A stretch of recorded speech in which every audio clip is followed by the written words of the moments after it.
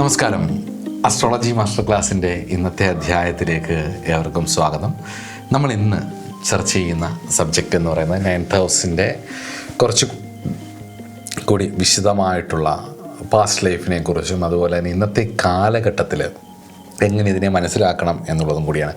കുറച്ച് കുട്ടികൾ, അതായത് ഇപ്പോൾ കുറച്ച് ദിവസം മുമ്പ് എന്നെ പരിചയപ്പെട്ട അല്ലെങ്കിൽ ഞാനായിട്ട് സംസാരിച്ചിരുന്ന കുറച്ച് കുട്ടികൾ അവർക്കൂടെ മനസ്സിലാവുന്ന രീതിയിൽ അസ്ട്രോളജിയുടെ ഇത് കൂടുതൽ ഫിലോസഫിക്കലാക്കാതെ അവർക്കൂടെ മനസ്സിലാവുന്ന രീതിയിൽ ഇതിനെ പറയണം എന്നൊക്കെ പറഞ്ഞിരുന്നു.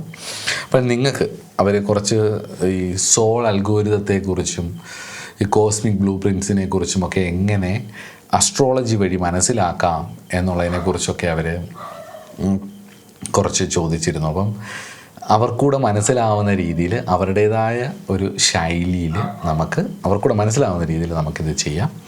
അപ്പം ഇന്നത്തെ കരിയർ ഓറിയൻറ്റഡ് ആയിട്ടുള്ള ലൈഫ്, ഒരു 25-26 വയസ്സൊക്കെയുള്ള കുട്ടികൾ ജോലിക്ക് വേണ്ടി, പഠനം കഴിഞ്ഞ് ജോലിക്ക് വേണ്ടി അന്വേഷിക്കുകയും അല്ലെങ്കിൽ വിദേശത്ത് പോയിട്ട് അവരുടെ ഒരു കാര്യങ്ങളൊക്കെ അവർക്ക് വേണ്ടി അവരുടെ കരിയർ ഒന്ന് ഡെവലപ്പ് ചെയ്യാൻ, അവർക്കൊരു ബേസ് ഉറപ്പിക്കാൻ വേണ്ടി ശ്രമിക്കുന്ന ഒരു കാലഘട്ടത്തിൽ വളരെ ഫാസ്റ്റ് ഫേസ്ഡ് ആയിട്ടുള്ള ഈ ലോകത്ത് ജീവിക്കുന്ന ഒരു ആൾക്കാരുടെ ഇടയിൽ, ഈ കുട്ടികളുടെ ഇടയിലൊക്കെ ഇങ്ങനെ മോഡേൺ സീക്കേഴ്സായിട്ടുള്ള ഇവർക്കൊക്കെ ഇങ്ങനെയൊക്കെയുള്ള കാര്യങ്ങൾ ചിന്തിക്കാൻ കഴിയുക എന്ന് പറയുന്നത് തന്നെ ഒരു വലിയ ഭാഗ്യമാണ്. അപ്പം അവർക്ക് എങ്ങനെ ഇത് മനസ്സിലാക്കാം, പൂർവ്വജന്മത്തെക്കുറിച്ചും അല്ലെങ്കിൽ സോളിൻ്റെ ക്രെഡിറ്റ് സ്കോറിനെ കുറിച്ചൊക്കെ എങ്ങനെ മനസ്സിലാക്കാം എന്നുള്ളതും കൂടി നമുക്ക് നോക്കാം.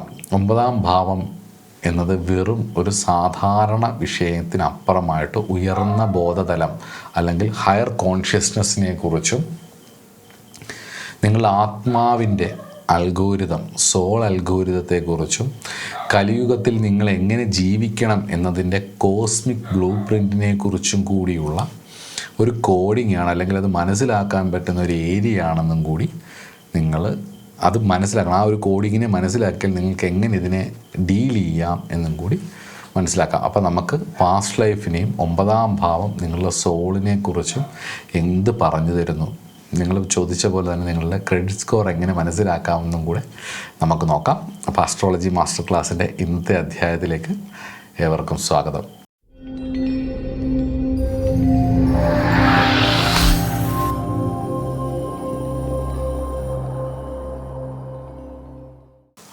ഒമ്പതാം ഭാവം നിങ്ങളുടെ പൂർവ്വജന്മത്തിൻ്റെ ക്രെഡിറ്റ് സ്കോർ അല്ലെങ്കിൽ പൂർവ്വ പുണ്യസ്ഥാനം, പാസ്റ്റ് ലൈഫ് ഡെപ്റ്റ് എന്ന് പറഞ്ഞു കഴിഞ്ഞാൽ നല്ലതും ചീത്തയുടെ സുഹൃത ദുഷ്കൃതങ്ങളുടെ ആകത്തുക. അതായത് കഴിഞ്ഞ ജന്മങ്ങളിലെ നിങ്ങളുടെ സോള് യാത്ര ചെയ്ത വഴിയിൽ നമ്മളുടെ ഓരോരുത്തരുടെയും ആത്മാവ് യാത്ര ചെയ്ത് ഇന്നത്തെ ഈ ബോഡിയിലിരിക്കുന്ന ജനനം, ബർത്ത് മുതൽ ഡെത്ത് വരെയുള്ള യാത്രയ്ക്കിടയിൽ ഏതൊക്കെ വഴിയിലൂടെ സഞ്ചരിക്കും എന്നുള്ളതിനെക്കുറിച്ചുള്ള ഒരു ബേസിക് ഇത് നമുക്ക് അറിയാൻ പറ്റും. അതൊന്നാമത്തേത് നമുക്ക് കർമ്മത്തിൻ്റെ കാര്യത്തെക്കുറിച്ച് നോക്കാം. 5ാം ഭാവം കഴിഞ്ഞ ജന്മത്തിലെ ചില പ്രത്യേക ആഗ്രഹങ്ങളെയും അറിവുകളെയും സൂചിപ്പിക്കുന്നു.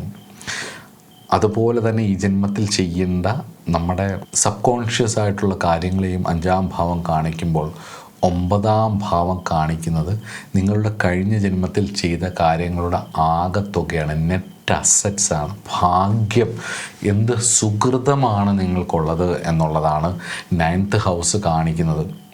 മനസ്സിലാവുന്നുണ്ടോ?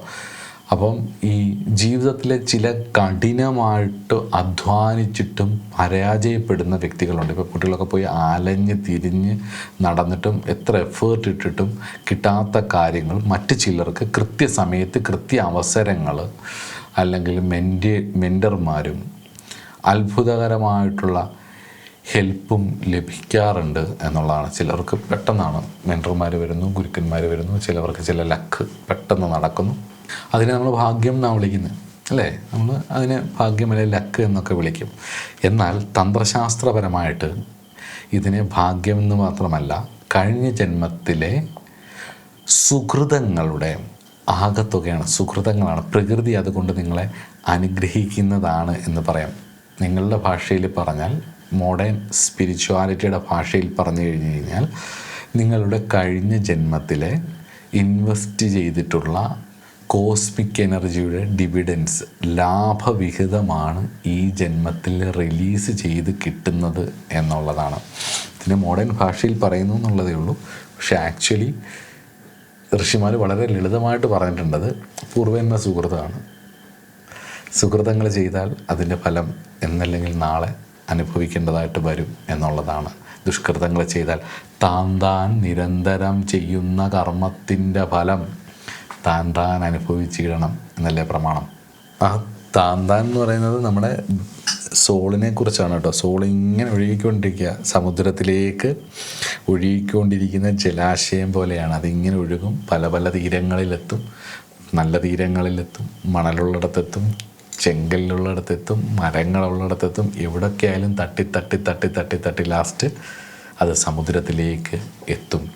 അപ്പം ആ യാത്രക്കിടയിൽ ചെങ്കല്ലുള്ള തീരങ്ങൾ ദുഷ്കൃതത്തിൻ്റെയും ഇടിഞ്ഞു വീഴുന്നതുമൊക്കെ നമ്മളെ കെട്ടി നിർത്തുന്നതുമൊക്കെ ദുഷ്കൃതത്തിൻ്റെയും ഒഴുക്ക്, സ്വസ്ഥമായിട്ടുള്ള ഒഴുക്ക് ലക്കിൻ്റെ, ഭാഗ്യത്തിൻ്റെയും സുഹൃതത്തിൻ്റെയും ഭാഗമായിട്ട് വരുന്നതാണെന്നും കൂടി ഓർക്കുക.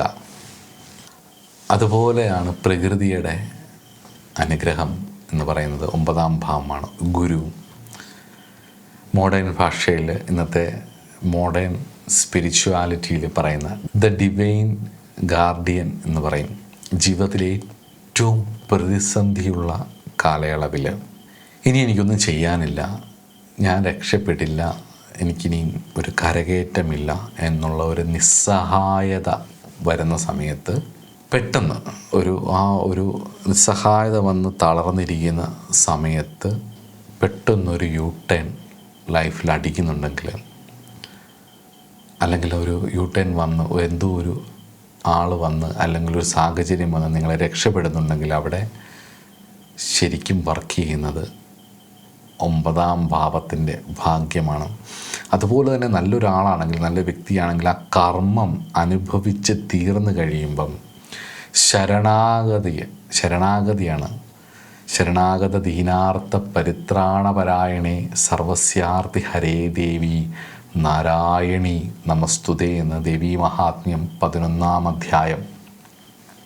ശരണാഗതിയാണ്, സറണ്ടറിങ്ങാണ്, നിസ്സഹായതയാണ്. ഇനി കഴിഞ്ഞു, മൊത്തം തീർന്നു, ഇനി എനിക്കൊരു മടക്കമില്ല എന്ന് മനസ്സിലാക്കി ശരണാഗതി വരുന്ന സമയത്ത് സർവേശ്വരിയായിരിക്കുന്ന, വിമർശസ്വരൂപിണിയായിരിക്കുന്ന ഈ പ്രകൃതി നമ്മളെ അനുഗ്രഹിക്കുന്ന അവസ്ഥ.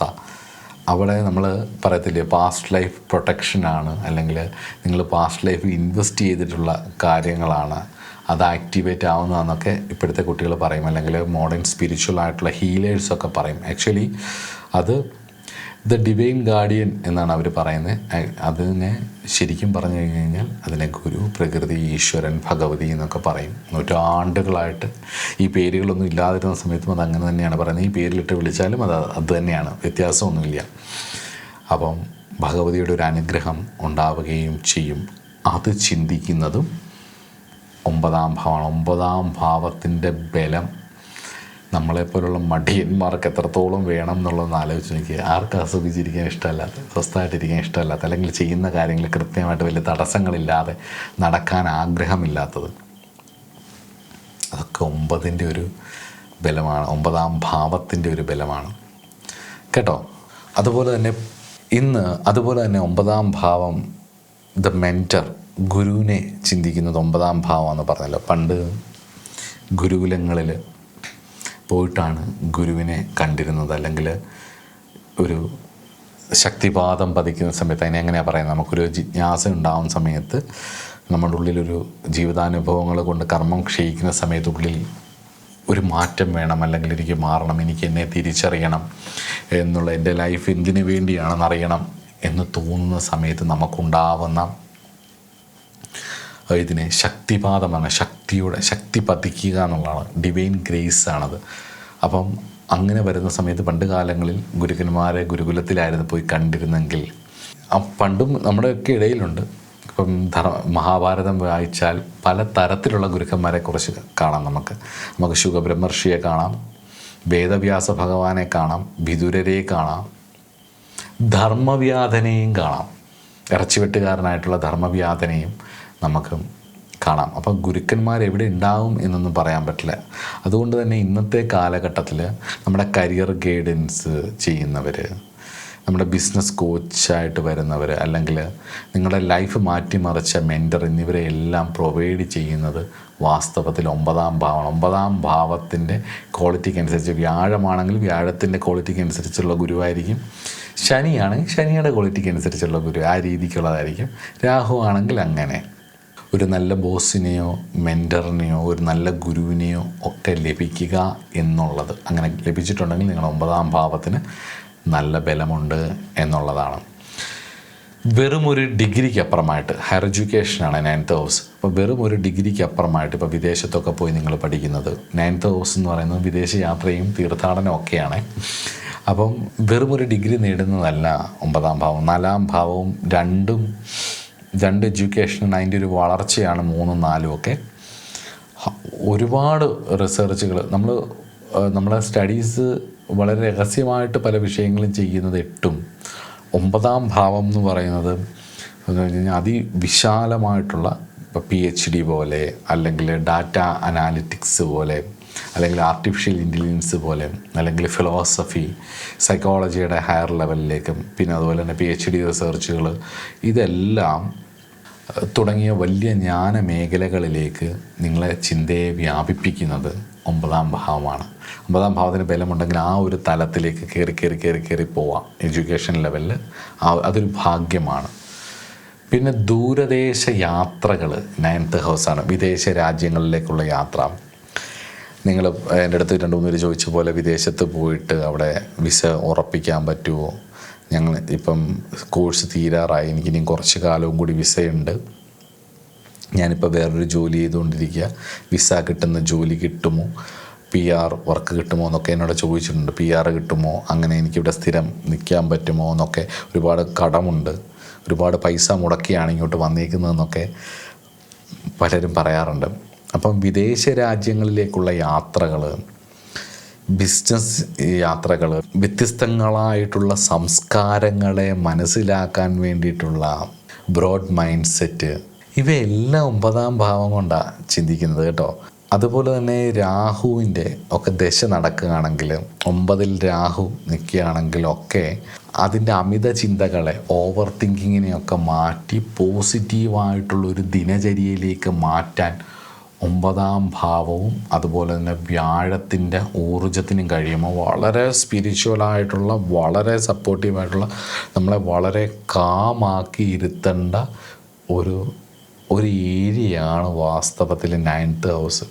ആ 9th ഹൗസിന് ബലം കുറയുന്നതിനനുസരിച്ച് നമ്മുടെ സ്വസ്ഥത കുറയും എന്നുള്ളതാണ്. നമ്മുടെ ധാർമ്മിക ചിന്തകൾ കുറയും, നമ്മുടെ സ്വസ്ഥതകൾ കുറയും. 9 ഒരു സ്വസ്ഥതയുടെ ഭാവവും കൂടിയാണ്. 9ഉം ചന്ദ്രനും വ്യാഴവും ഒക്കെ കൂടെ ചേർത്ത് വെച്ചാൽ അറിയാം ഒരാളുടെ തിങ്കിങ് സ്റ്റൈൽ, പാറ്റേൺ എങ്ങനെയാണെന്നുള്ളത്. കുറേ ഹൊറോസ്കോപ്പ് നോക്കി നിങ്ങൾ ആ ആൾക്കാരെ നിരീക്ഷിക്കുകയും കൂടെ ചെയ്ത് കഴിഞ്ഞാൽ നിങ്ങൾക്കത് പഠിച്ചെടുക്കാനും കഴിയും എന്നുള്ളതാണ്. കുട്ടികൾ ഈ ന്യൂജൻ എന്ന് പറയുന്ന ജെൻസിയിൽ പറയുന്ന ആൾക്കാരുടെ ഈ ചോദ്യങ്ങൾക്ക് നിങ്ങൾ ഈ വിദേശത്തൊക്കെ നിൽക്കുന്നവർ ഈ വിഷയവും കൂടെ ഒക്കെ പഠിച്ചാൽ നിങ്ങൾക്ക് കുറച്ചും കൂടി ആൾക്കാരെ മനസ്സിലാക്കാനും നിങ്ങൾ കുറച്ചുകൂടെ പുറത്തേക്ക് ഇറങ്ങണം എന്നുള്ളതാണ് എൻ്റെ ഒരു അഭിപ്രായം. ഞാൻ എൻ്റെ വളരെ ചെറുപ്പം മുതലേ, ഗുരുവിൻ്റെ അടുത്ത് എത്തിപ്പെട്ട കാലം മുതലേ, സാധന ചെയ്ത് തുടങ്ങിയ കാലം മുതലേ ഞാൻ ചെയ്യുന്നൊരു കാര്യമാണ് ട്രാവൽ ചെയ്യുക എന്നുള്ളത്. ഞാൻ കന്യാകുമാരി മുതൽ അങ്ങ് ഏറ്റവും ഉയരത്ത് നിൽക്കുന്ന ക്ഷേത്രമായിരിക്കുന്ന തുംഗനാഥ് വരെ, അല്ലെങ്കിൽ ഹിമാലയത്തിൻ്റെ പല ഭാഗത്തും ഉത്തരാഖണ്ഡിൻ്റെ ഭാഗങ്ങളിലൊക്കെ ഇങ്ങനെ സഞ്ചരിച്ച് നടന്നിട്ടുണ്ട്. വളരെ കുറേ കാലങ്ങൾക്ക് മുമ്പ് തന്നെ, അത് വളരെ ചെറുപ്പത്തിൽ തന്നെ, കുറേ വർഷങ്ങൾ കൊണ്ട് തന്നെ അത് ചെയ്തിട്ടുണ്ട്. എനിക്ക് വിദേശങ്ങളെക്കാട്ടിലും കൂടുതൽ എനിക്ക് സ്പിരിച്വൽ സ്ഥലങ്ങളും അമ്പലങ്ങളും ഒക്കെയാണ് കൂടുതൽ ഇഷ്ടം. ഋഷിമാർ പോയ സ്ഥലങ്ങൾ, അല്ലെങ്കിൽ നമ്മൾ പുരാണങ്ങളിലും അതുപോലെ തന്നെ ഇതിഹാസങ്ങളിലും അതുപോലെ തന്നെ കാളിദാസ കാവ്യങ്ങളിലും ഒക്കെ കേട്ടിട്ടുള്ള, നമ്മൾ അതിൽ മാത്രം കേട്ടിട്ടുള്ള മനോഹരങ്ങളായിട്ട് വർണ്ണിക്കപ്പെട്ടിട്ടുള്ള സ്ഥലങ്ങളൊക്കെ പോകാനായിരുന്നു എനിക്കിഷ്ടം. പിന്നെ നിങ്ങൾക്ക് ഓരോരുത്തർക്കും ഓരോ ഇഷ്ടം. പക്ഷേ അങ്ങനെ യാത്ര ചെയ്യുമ്പോൾ ഒരു ഗുണം വെച്ച് കഴിഞ്ഞ് കഴിഞ്ഞാൽ നമ്മൾ കുറേ തുറക്കും. നമ്മൾ ഇന്നത്തെ കാലത്ത് എനിക്കൊന്നും അത്രയും ബുദ്ധിമുട്ടില്ലായിരുന്നു. ന്യൂസ് പേപ്പറോ അല്ലെങ്കിൽ കുറച്ച് ന്യൂസ് ചാനലുകളോ കണ്ടാൽ മതിയായിരുന്നു അന്ന്. ഇതുപോലെ ഫേസ്ബുക്കും ഇൻസ്റ്റഗ്രാമും അതുപോലെ തന്നെ ഒരുപാട് ന്യൂസ് പേപ്പറുകളും അങ്ങനെ ന്യൂസ് ചാനലുകളും ഇങ്ങനെ ഒരുപാട് കാര്യങ്ങളൊന്നും ഇല്ലായിരുന്നു, ഇൻഫർമേഷൻസ്. അപ്പോൾ അത് ഉള്ളത് കൊണ്ട് തന്നെ നിങ്ങൾ അതിലേക്ക് പോയി അവർ പറയുന്നത് കേട്ട് ഇതാണ് ശരിയെന്ന് വിശ്വസിക്കുന്നതിന് പകരം ഇറങ്ങി സഞ്ചരിക്കണം. നമ്മളങ്ങോട്ട് ഇറങ്ങുക. നമ്മൾ സന്തോഷ് ജോർജ് കുളങ്ങരയൊക്കെ പറയുന്നില്ല, അങ്ങോട്ട് ഇറങ്ങുക. ഇറങ്ങി അങ്ങ് പറ്റുന്നത് പോലെ. അപ്പോൾ പൈസ ഇല്ല അങ്ങനെ എങ്ങനെയാണെന്നൊക്കെ പറയും. പ്ലാൻ ചെയ്താൽ നടക്കും. കാശുണ്ടായിട്ടൊന്നുമല്ല ഞാനും ഒരു കാലത്ത് യാത്ര ചെയ്തിരുന്നത്. ഇപ്പോൾ സാമ്പത്തികമായിട്ട് സ്റ്റേബിളായി വന്നപ്പോൾ സമയമില്ല. പൈസയൊക്കെ ഉണ്ടായി എല്ലാം റെഡിയായി വരുമ്പോൾ പോകാമെന്ന് വെച്ചിരിക്കരുത്. ചിലപ്പോൾ നമുക്ക് സമയം കിട്ടത്തില്ല. സമയമുള്ള സമയത്ത് വളരെ ചെറുപ്പത്തിൽ തന്നെ ഒരുപാട് ജീവിത ഉത്തരവാദിത്തങ്ങളും പ്രാരാബ്ധങ്ങളും ഒക്കെ നമ്മുടെ തോളിലേക്ക് വരുന്നതിന് മുമ്പേ തന്നെ ഇതൊക്കെ ചെയ്തു തുടങ്ങി കഴിഞ്ഞ് കഴിഞ്ഞാൽ ചെറുപ്പമാണ്, ആരോഗ്യമുണ്ട്. ആ യാത്രകളും ആ യാത്രകളിലുണ്ടാകുന്ന എക്സ്പീരിയൻസുകളും ഒക്കെ ചിലപ്പോൾ നിങ്ങൾക്ക് അപ്പം മനസ്സിലാവില്ല. കുറച്ച് കാലം കഴിയുമ്പോൾ നിങ്ങളുടെ ക്യാരക്ടറിനെയും മനസ്സിനെയും ഒക്കെ അത് സ്വാധീനിക്കുകയും ചെയ്യും. പ്രായമായാലും ചെയ്യരുതെന്നല്ല, ചെയ്യുന്നത് നല്ലതാണ്. പക്ഷെ ചെറുപ്പത്തിലെ ഇതൊക്കെ ചെയ്ത് ശീലിക്കുകയും വേണം കേട്ടോ. അപ്പം യാത്രകളെക്കുറിച്ച് ചിന്തിക്കുന്ന ഭാവമായതുകൊണ്ടാണ് ഞാനിത് പറഞ്ഞത്. അത് നമ്മുടെ ഒരുപാട് സ്വഭാവങ്ങൾ നമ്മൾ ഈ ഉള്ളിൽ നമ്മൾ ചിന്തിച്ച് വെച്ചിരിക്കുന്ന ചില കാര്യങ്ങൾ, ഇപ്പം റിലീജിയസ് ആയിട്ടുള്ള കാര്യങ്ങൾ, പൊളിറ്റിക്കലായിട്ടുള്ള കാര്യങ്ങൾ, കാസ്റ്റ് ബേസുള്ള കാര്യങ്ങൾ, ഇതൊക്കെ നമ്മുടെ ഉള്ളിൽ ഓരോ നാട്ടിലും ജീവിക്കുന്ന മനുഷ്യർക്ക് അവരവരുടേതായ രീതിയിട്ടുണ്ട്. വിദേശത്ത് ജനിക്കുന്നവർക്കാണെങ്കിൽ ബ്ലാക്ക് ആൻഡ് വൈറ്റും ഒക്കെ പറയുക. അതുപോലെ തന്നെ ഇപ്പം നിങ്ങൾ പുറത്തൊക്കെ പോയിട്ടുള്ളവർ ഒരുപാട് പേരുണ്ടല്ലോ. അപ്പോൾ അവിടുന്ന് അനുഭവിക്കുന്ന റേസിസങ്ങൾ, ഇതെല്ലാം അവിടുത്തെ ആൾക്കാരുടെയൊക്കെ മൈൻഡ് സെറ്റിൻ്റെയാണ്, അവരുടെ സാധാരണ ആൾക്കാരുടെ മൈൻഡ് സെറ്റ്. അതുപോലെ നമ്മുടെ നാട്ടിലും ഇങ്ങനെ ഉണ്ടാവും. പക്ഷേ നമ്മളും അതിൽ പെടണോ അല്ലാതെ ജീവിക്കണം, ഒരു ജീവിതമല്ലേ ഉള്ളൂ. അപ്പം നമ്മൾ അതിൽ നിന്ന് പുറത്തേക്ക് ഇറങ്ങാൻ നോക്കണം. പുറത്തേക്ക് ഇറങ്ങണമെങ്കിൽ നല്ലൊരു പരിധി വരെ സഹായിക്കും സ്വതന്ത്രമായിട്ടുള്ള യാത്രകൾ. ഒരുപാട് കാര്യങ്ങൾ കാണാനുണ്ട്, ഒരുപാട് കാര്യങ്ങൾ. പ്രത്യേകിച്ച് ഭാരതം ഇത്രയും വ്യത്യസ്തമായിട്ടുള്ള കാര്യങ്ങളും സ്പിരിച്വാലിറ്റിയും പല മനുഷ്യരും പല ഫുഡുകളും പല രീതികളും പല ആൾക്കാരും അതിലെ നല്ലവരും പല തര രീതികളും കണ്ടിരിക്കേണ്ട ഒരു നാടാണ് നമ്മുടെ നാട്. ചിലയിടത്ത് വൃത്തി കാണും, ചിലയിടത്ത് വൃത്തി ഉണ്ടാവില്ല. ചില നല്ല സെറ്റപ്പ് സ്ഥലങ്ങളുണ്ടാവും, നമ്മളീ പറഞ്ഞ പോലെ ഹൈജീനിക്കായിട്ട് അടിപൊളിയായി. ചിലതുണ്ടാവില്ല. വാരണാസി പോലൊരു സ്ഥലം ജീവിതത്തിൽ വളരെ ചെറുപ്പത്തിൽ തന്നെ പോയാൽ വളരെ നല്ലതാണ്. കാരണം എൻ്റെ ആദ്യത്തെ വാരണാസി യാത്ര എന്ന് പറയുന്നത് 2014 2015 അന്ന്. ഇപ്പം വാരണാസി ഭയങ്കര വൃത്തിയാണ്, അന്ന് അത്രയും വൃത്തിയൊന്നുമില്ല. വൃത്തിയില്ലാത്ത സമയത്തൊക്കെയാണ് ഞാൻ അവിടെ ചെല്ലുന്നത്. അന്ന് എനിക്ക് തോന്നുന്നു ആയി വരുന്നതേ ഉള്ളൂ, വൃത്തി പരിപാടിയൊക്കെ തുടങ്ങുന്നതേ ഉള്ളൂ. ആ സമയത്ത് ഞാൻ എൻ്റെ കണ്ണുകൊണ്ട് കണ്ടത്, അതായത് നമ്മളെ ഞെട്ടിക്കുന്ന ഒരു സ്ഥലം. അവിടെ ഒരു പ്രത്യേക വൈബാണ്.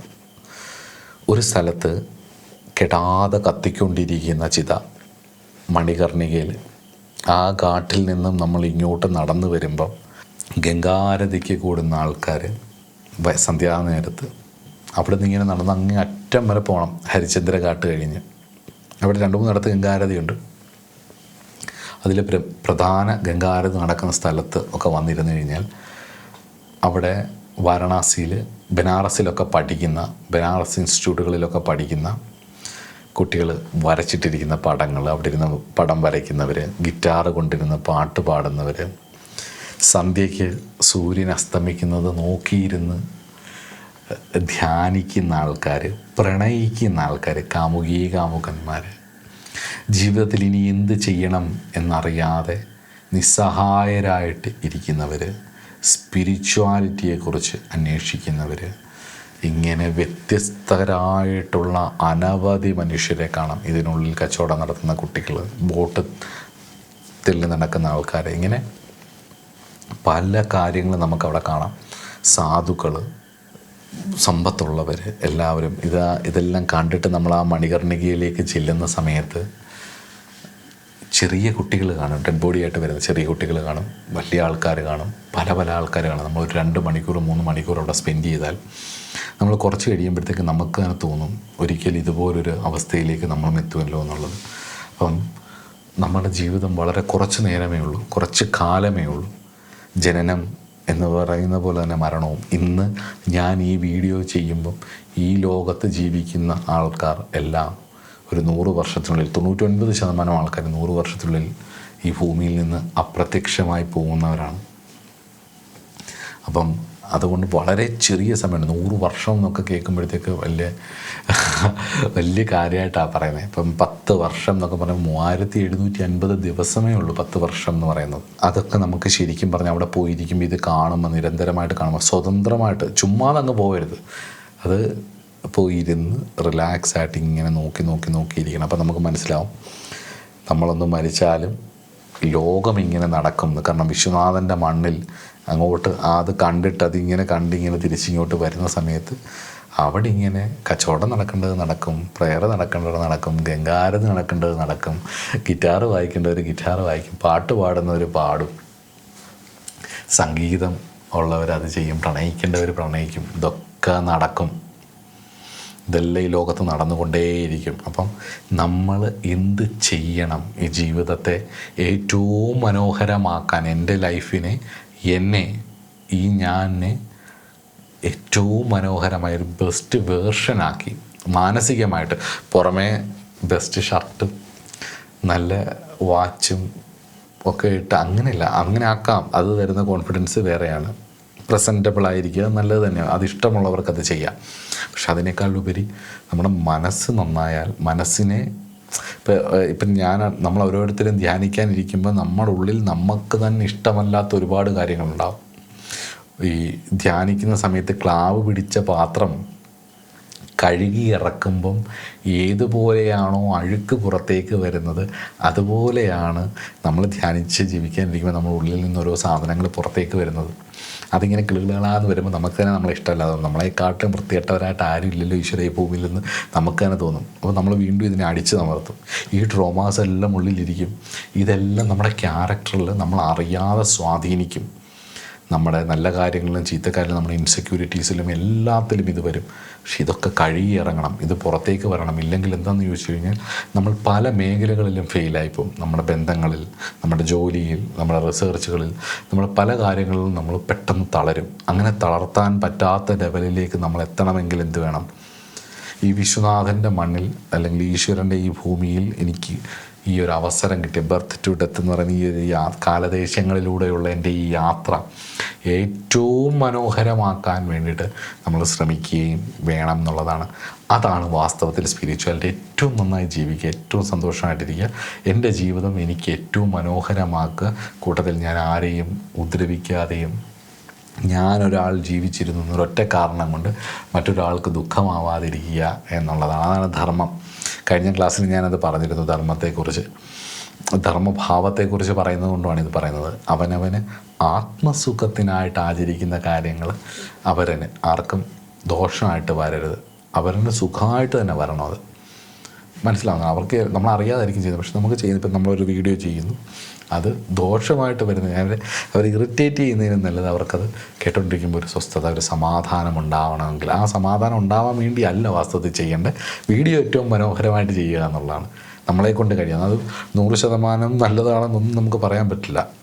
അതൊരു നമ്മളെ കൊണ്ട് ചെയ്യാവുന്നതിൻ്റെ ഏറ്റവും മാക്സിമം, എൻ്റെ കാര്യമാണ് പറയുന്നത്, ഏറ്റവും നമ്മളെ കൊണ്ട് ചെയ്യാവുന്നതിൻ്റെ മാക്സിമം. പക്ഷേ ഇതാണ് അൾട്ടിമേറ്റ് എന്നൊന്നുമില്ല. എന്നെക്കൊണ്ട് ഇത്രേ പറ്റൂ. പക്ഷെ അത് ഏറ്റവും മനോഹരമായിട്ട് സന്തോഷത്തോടു കൂടി ചെയ്യുക. അത് കേൾക്കുന്നവർക്കും അത് സന്തോഷമുണ്ടാവട്ടെ എന്ന് പ്രാർത്ഥിച്ച് മുന്നോട്ട് പോകാൻ നമ്മൾ ശ്രമിക്കുകയും വേണം. അപ്പം എന്താണെന്ന് വെച്ച് കഴിഞ്ഞ് കഴിഞ്ഞാൽ, അങ്ങനെ മുന്നോട്ട് പോകുമ്പം നമുക്ക് ഈ യാത്രകളും എക്സ്പ്ലോർ ചെയ്യുന്ന കാര്യങ്ങളുമെല്ലാം നമ്മുടെ ജീവിതത്തെ സ്വാധീനിക്കുകയും ചെയ്യും. ഇല്ലെങ്കിൽ ചുമ്മാതെ ടിക്കറ്റ് എടുത്ത് 1 ലക്ഷം ട്രിപ്പിന് വേണ്ടി തായ്ലൻഡിൽ പോകുന്നു, എല്ലാവരും തായ്ലൻഡിൽ പോകുന്നു, ഞാനും തായ്ലൻഡിൽ പോകുന്നു, എല്ലാവരും ബാലിയിൽ പോകുന്നു, ഞാനും ബാലിയിൽ പോകുന്നു, എല്ലാവരും മൗറീഷ്യസിൽ പോകുന്നു, ഞാനും പോകുന്നു, എല്ലാവരും സ്വീഡനിൽ പോകുന്നു, ഞാനും പോകുന്നു, എല്ലാവരും ആംസ്റ്റർഡാമിൽ പോകുന്നു, ഞാനും പോകുന്നു. എന്തിന് അവർ പറയുന്നൊരു പാക്കേജിനകത്ത് കയറി കറങ്ങി? അങ്ങനെയല്ല, പരമാവധി ഇഷ്ടം ഒരേ വൈബുള്ളവരെ ചേർത്ത് ഒറ്റയ്ക്ക് തന്നെ പോകാൻ നോക്കുക. അതായിരിക്കും സ്പിരിച്വൽ ട്രിപ്പിന് നല്ലത് കേട്ടോ. ഒരാളുടെ വൈബ് മാറിയാൽ ആ യാത്ര കുളമാവുകയും ചെയ്യും. അതുകൊണ്ടത് ശ്രദ്ധിക്കുകയും ചെയ്ത് മുന്നോട്ട് പോകാൻ ശ്രമിക്കുക. ഈ വിഷയം ദൂരദേശ യാത്രകളെ ഒരു ഗ്ലോബലൈസേഷൻ്റെ ഒരു കാലവും കൂടിയാണല്ലോ. അപ്പോൾ അതിനെക്കുറിച്ചൊക്കെ ഒന്ന് മനസ്സിലാക്കാനും കൂടി വേണ്ടിയിട്ടാണ് ഞാൻ ഈ വിഷയം കൂടി ഇതിനടുത്ത് സാന്ദർഭികവശാൽ പറഞ്ഞത്. ഇതും 9ാം ഭാവം കൊണ്ടാണ് ചിന്തിക്കുന്നതും കേട്ടോ. അപ്പം ചുരുക്കത്തിൽ 9ാം ഭാവം എന്ന് പറയുന്നത് നിങ്ങളുടെ ഒരു ഇന്നർ കോമ്പസ് ആണ് എന്നുള്ളത് ഓർമ്മിക്കുക. ഞാൻ എപ്പോഴും പറയുന്നത് പോലെ പൂർണ്ണ സമർപ്പണത്തോടു കൂടിയും ചിട്ടയായ ദിനചര്യയോടും കൂടി മുന്നോട്ട് പോയാൽ ഇൻസെക്യൂരിറ്റീസൊക്കെ മാറും. ഇൻസെക്യൂരിറ്റീസും ഒരുപാട് ഉള്ളിലിരിക്കുന്ന ടോക്സിസിറ്റി, ഉള്ളിലിരിക്കുന്ന ഒരുപാട് ട്രോമാസും എല്ലാം ഹീലാകുമ്പോൾ തന്നെ കൺഫ്യൂഷൻസൊക്കെ മാറി ഒരു വലിയ വ്യക്തതയും ഒരു ക്ലാരിറ്റി ഉണ്ടാവുകയും സ്വസ്ഥതയുണ്ടാവുകയും അതുവഴി ഉള്ളിൽ ഒരു ഈശ്വരീയാംശം, ഒരു സ്പിരിച്വൽ ഒരു ലൈറ്റ് ഉള്ളിലുണ്ടാവുകയും അവനവന് തന്നെ തോന്നുകയും ഈശ്വര്യാംശം ഉണ്ടായിക്കഴിഞ്ഞ് കഴിഞ്ഞാൽ, ഈശ്വരീയ ഉണർവുണ്ടായിക്കഴിഞ്ഞാൽ സ്വാഭാവികമായിട്ടും അതിൻ്റെ ഭാഗമാണ് ഐശ്വര്യം എന്ന് പറയുന്നത്. ഐശ്വര്യം വരികയും സർവ്വവിഘ്നങ്ങളും മാറി മുന്നോട്ട് പോകാൻ ഭഗവതി അനുഗ്രഹിക്കുകയും ചെയ്യും എന്നുള്ളത് ഉറപ്പാണ്. അപ്പം അടുത്ത ക്ലാസ്സിൽ നമുക്ക് 9ാം ഭാവത്തിൻ്റെ ഒരു 1-2 കാര്യങ്ങളും കൂടെ നോക്കിയിട്ട് നമുക്ക് 9ാം ഭാവാധിപൻ വിവിധ ഭാവങ്ങളിൽ നിന്നാലുള്ള ഫലത്തെക്കുറിച്ച് നോക്കാം. അടുത്ത ക്ലാസ്സിൽ കാണാം. നമസ്കാരം.